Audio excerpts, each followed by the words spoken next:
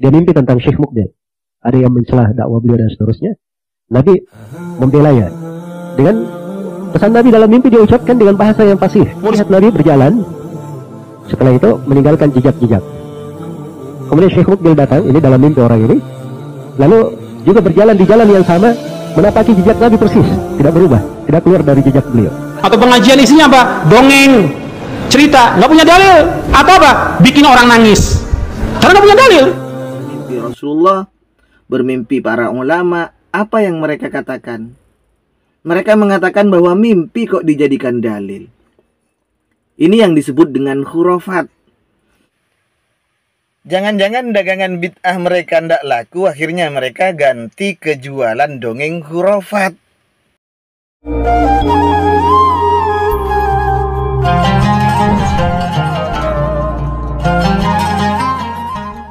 Assalamualaikum warahmatullahi wabarakatuh. Alhamdulillah, wassalatu wassalamu ala rasulillah wa ala alihi wa sahbihi wa mawala amma ba'du.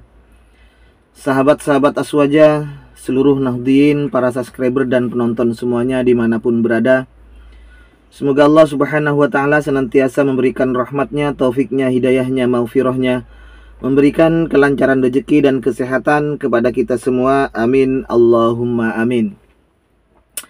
Kali ini saya akan mereaksi sebuah video ceramah dari Ustadz Dzulkarnain M. Sanusi. Beliau dalam salah satu ceramahnya bercerita tentang mimpi Rasulullah Sallallahu Alaihi Wasallam, bermimpi Rasulullah Sallallahu Alaihi Wasallam tentang Syekh Mukbil. Sebagaimana kita dengarkan di awal itu. Yang akan saya tanggapi di sini adalah orang-orang Wahabi, ustadz-ustadz Wahabi, terutama Syekh Yazid Jawas dan lain-lainnya itu, ketika mengolok-olok orang NU, orang-orang Aswaja yang menceritakan mimpinya ketika bermimpi Rasulullah, bermimpi para ulama, apa yang mereka katakan? Mereka mengatakan bahwa mimpi kok dijadikan dalil. Ini yang disebut dengan khurafat. Pernah saya juga membahas Pak Yunus itu.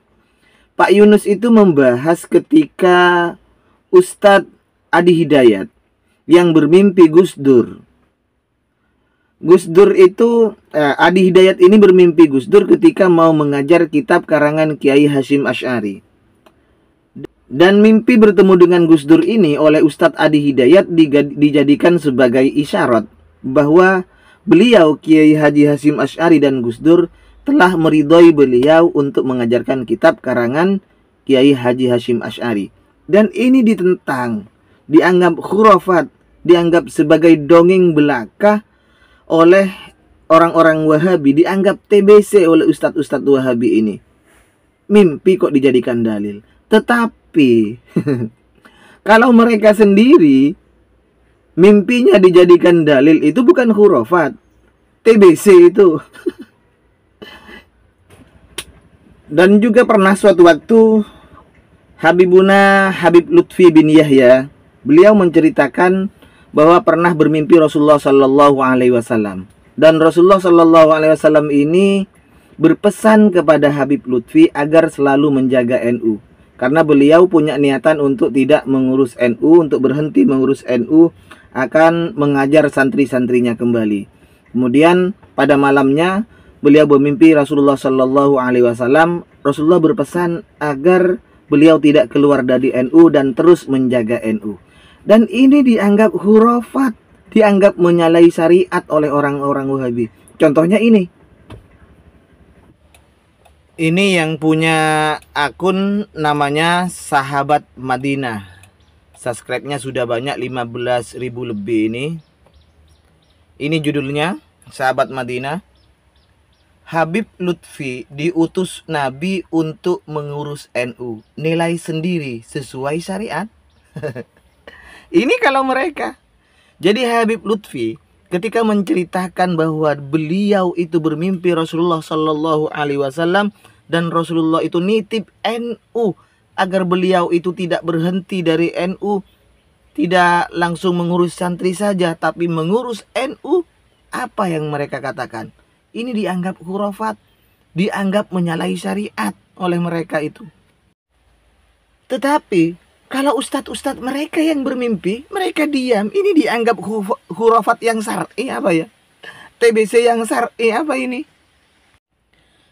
Jadi TBC, tahayul, bid'ah, khurafat itu sesat apabila dikerjakan oleh orang-orang aswaja, oleh orang-orang NU. Jadi kalau orang NU bilang, orang aswaja bilang bermimpi Rasulullah atau mendongeng dari kitab, dari ulama yang hasilnya mimpi, maka mereka menyebutnya TBC.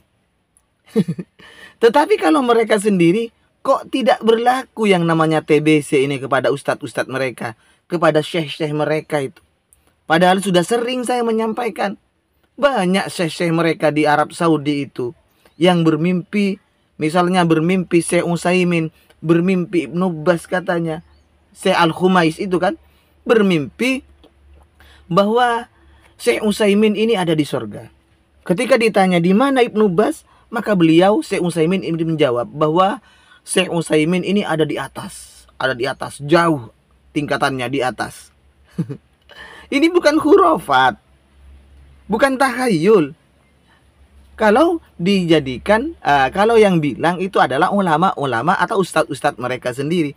Tetapi lain halnya apabila orang-orang aswaja, orang-orang NU, orang-orang Nahdien yang mengatakan, yang menceritakan, maka mulut mereka dengan ringannya, dengan lancarnya, tanpa rasa bersalah langsung mengatakan TBC, tahayul, bid'ah, khurafat, sesat.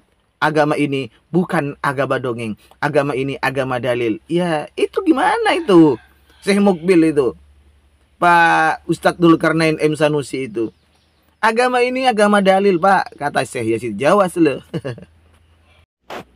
Jadi inilah konsep agama mereka itu. Mereka rapuh dalam memahami konsep yang mereka buat sendiri.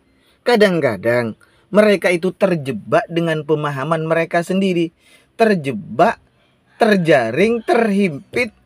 Artinya kena oleh kaidah mereka sendiri. Ini kan bom bunuh diri bagi mereka.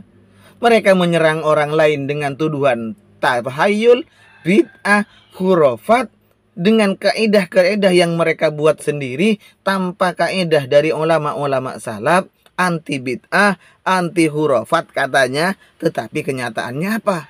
Kenyataannya mereka sendiri pelakunya. Ini kan ibarat maling teriak maling kalau seperti ini. Ini membuktikan bahwa kaidah mereka rapuh, atau jangan-jangan mereka tidak paham dengan kaidah yang mereka buat sendiri. Yang penting untuk orang lain. Kalau untuk dirinya sendiri mah boleh-boleh saja. Ya, mudah-mudahan kita semua, anak-anak cucu kita, diselamatkan dari fitnah orang-orang yang semacam ini. Amin.